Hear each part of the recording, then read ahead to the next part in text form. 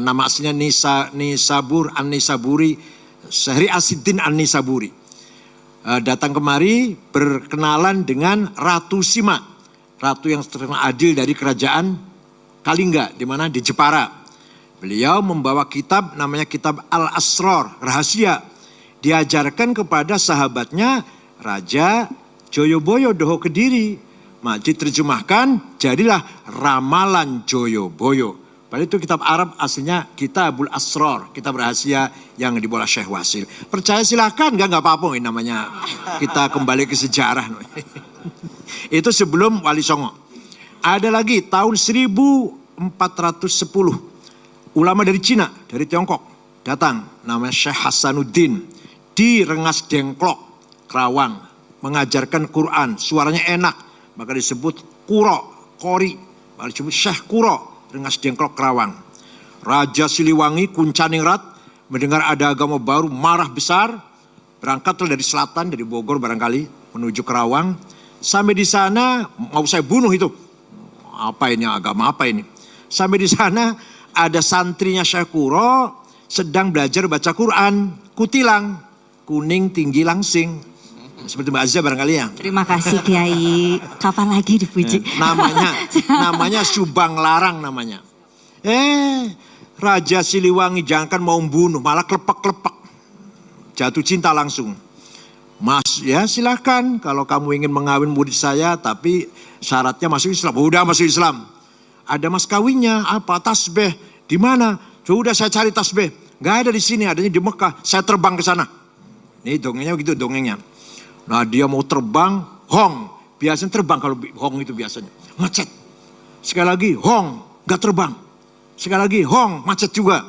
Nah kata Syekh Quro, kalau mau terbang baca Bismillahirrahmanirrahim. Hong, hongnya dibaca loh. Bismillah dibaca, hong dibaca. Ringkas cerita dia terbang datang bawa tasbih.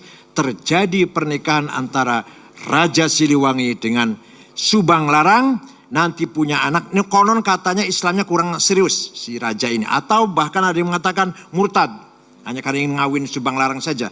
Tapi nanti punya putra Syekh Rahmatullah atau Prabu Kian Santang yang kuburnya di Godog Garut itu akan mengislamkan seluruh Jawa Barat kecuali Patih Pucukumun dengan pengikutnya suku Baduy di Malimping, agamanya tetap Karuhunan Sunda Wiwitan. Nah nanti akan Syekh Rahmatullah punya adik namanya Abdullah Iman atau terkenal dengan Ki Kuwu Cirebon, itu ya bupati lah. Nanti punya adik lagi perempuan namanya Rara Santang atau Syarifah Mudaim, dinikah oleh seorang Habib dari India namanya Abdullah Abdmat Khan. Punya anak siapa Pak? Sunan Gunung Jati. Jadi Sunan Gunung Jati itu dari ibu cucu Prabu Siliwangi, dari bapak Habib dari India turunan Gujarat. Namanya Abdullah Admat. Cerita begini sulit tuh, dikira gampang apa? Dikira baru baca kemarin apa? Itu kok bisa tahu semua ya Bu ya, hebat ya, luar biasa ya ilmunya. Subhanallah. Nah, datang Islam kemari, mohon maaf, ini bukan saya merendahkan agama lain. Agama Hindu kan berkasta-kasta.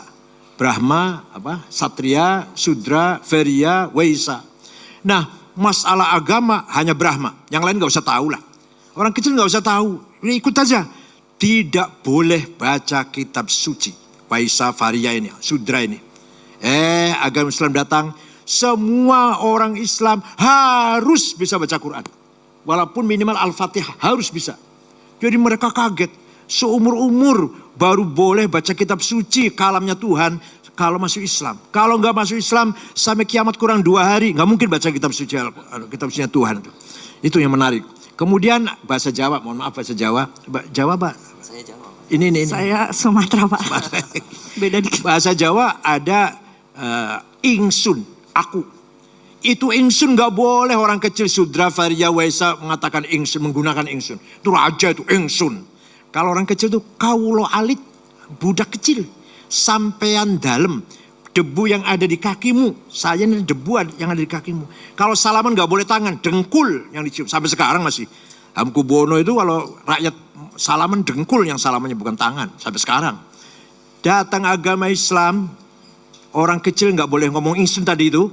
Datang agama Islam atau para wali songo terutama, ngajarin gini.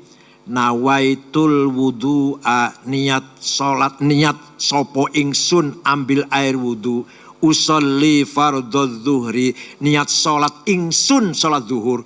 Tujuh orang Jawa kaget. Boleh mengucapkan ingsun, boleh menggunakan kata ingsun kalau masuk Islam. Kalau nggak masuk Islam jangan harap bisa ngomong ingsun. Kaulo alit, alah budak kecil. Itu salah satu cara bagaimana Wali Songo mengislamkan masyarakat Jawa. Banyak lagi. Nah, dengan demikian, nah ini ceritanya. Raja Brawijaya V, Raja Majapahit terakhir Brawijaya V, namanya Kertanegara namanya, atau Kertonegoro lah. Punya istri 600 Pak, istrinya. Nggak apa-apa. Raja nggak apa-apa, kalau direktur Telkomsel nggak boleh. Maksimal berapa? Di antara istrinya ada yang Islam.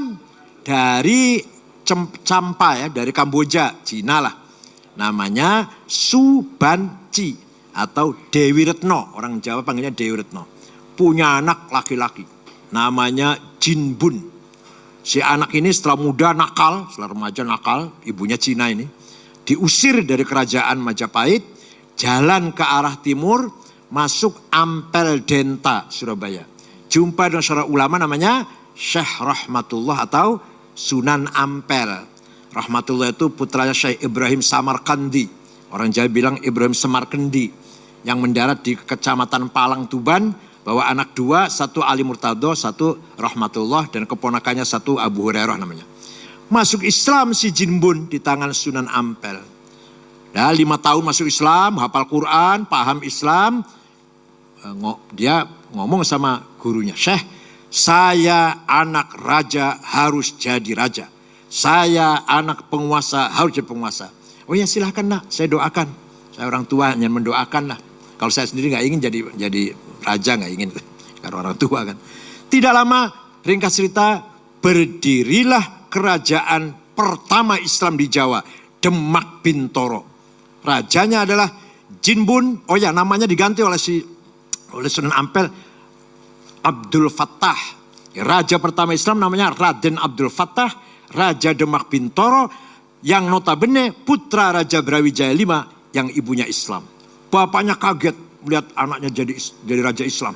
WA ke anak yang satu. Prabu Sriwijaya di Sumatera Selatan. Namanya Aryadillah.